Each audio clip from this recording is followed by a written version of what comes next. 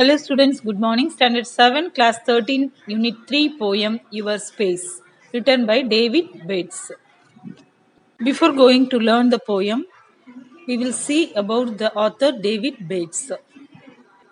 He was born on 6th March 1809 in the small town of Indian Hill, Ohio. He was educated in Buffalo, New York. He had a talent for writing easy-going, gentle poetry, and at the age of 40, he had a collection of poems published under the title Eolian. One of the best known poems in the collection, Speak Gently, has become something of a universal hymn for people all over the world. Okay, students, now turn to the page number 154. Your Space poem. Warm up. Look at the pictures given below. Fill in the blanks according to the clues given. When you are in a meeting situation, whether it is formal or informal. You see, if we are in the meeting, that is official matter, so it is a formal matter. Personal matter or coming under informal, already we have seen. So situation is formal, so you have to tick nearby formal, and conversation also being formal only, and your own sentences you have to write yourself. Then two pictures are there. Read it and you have to write yourself whether it is a formal conversation or informal conversation. You fill it the page number 154 and send to my WhatsApp number. Then let us see the poem Your Space. Now turn to the page number 155, the first paragraph. Speak gently. It's better for to rule by love than fear. Speak gently.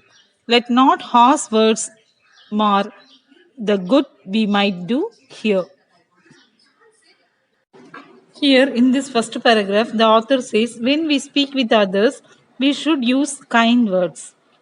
If we want to rule the people, we should get their obedience by love, because obedience secured by love is better than that which is the result of fear. We should use mild words and not harsh and unkind words, because harsh words may spoil our good deeds. Here, mar means to spoil something.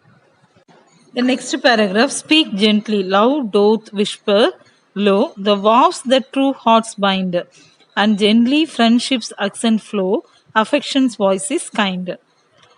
Here, doth means does, and vows means promises. Accents means emphasize.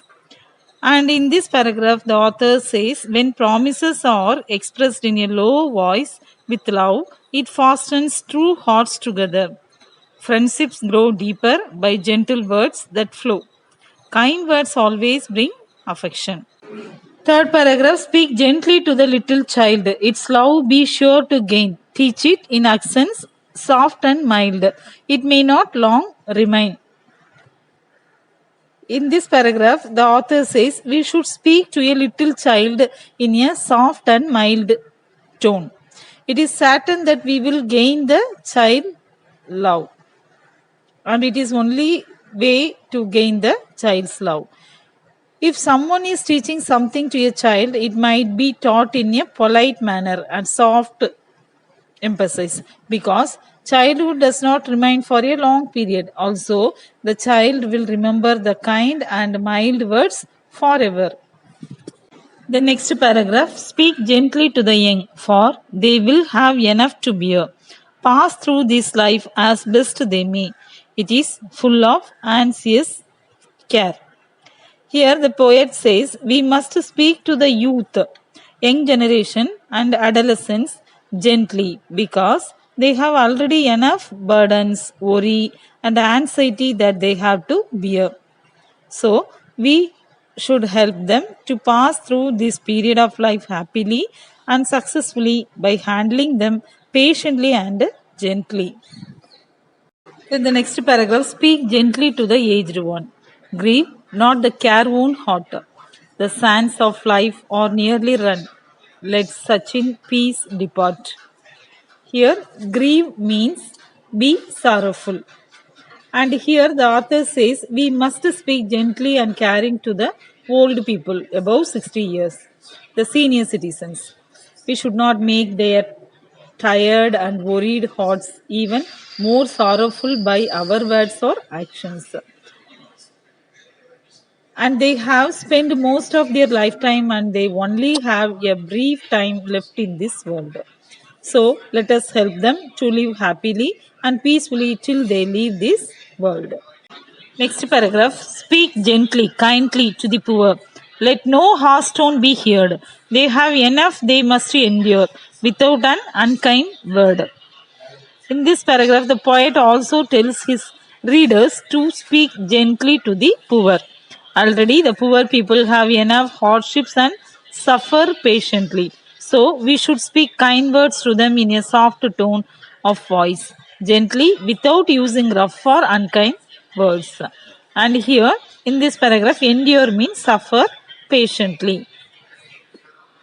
The next paragraph, speak gently to the erring. No, they may have toiled in vain.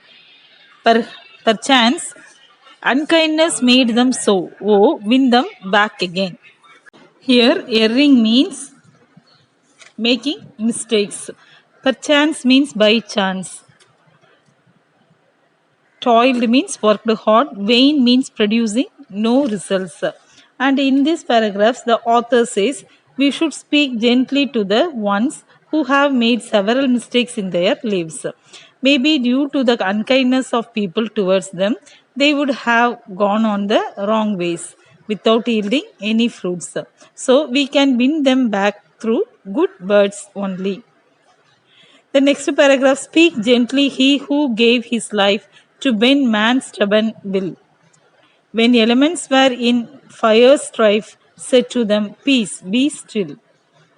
In this paragraph, finally, the poet speaks about God. When God traveled on a fire stormy sea, he commanded it to be calm and still and controlled the elements of nature.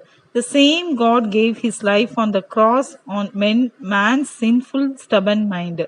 So we should speak to him gently in prayer. So here, eternity means without end, and strife means disagreement. Stubborn means one refusing to change one's opinion. Fires means very rude or violent. Still, next paragraph, speak gently. It is a little thing dropped in the heart's deep well. The good, the joy which it may bring. Eternity shall tell. Here the poet compares our heart to a deep well. When we put little kind and gentle words in the deep hearts, it would touch the depth of human hearts and bring joy and goodness, which will last more than an eternity beyond the end of the world. Here, eternity means without end. Okay, students, I hope you all understand the poem Your Space. From this poem, we understand that at all levels there are some problems and sadness to everyone, but with kind and gentle words, they can be easily overcome. So, when we speak with others, speak gently and softly with caring words.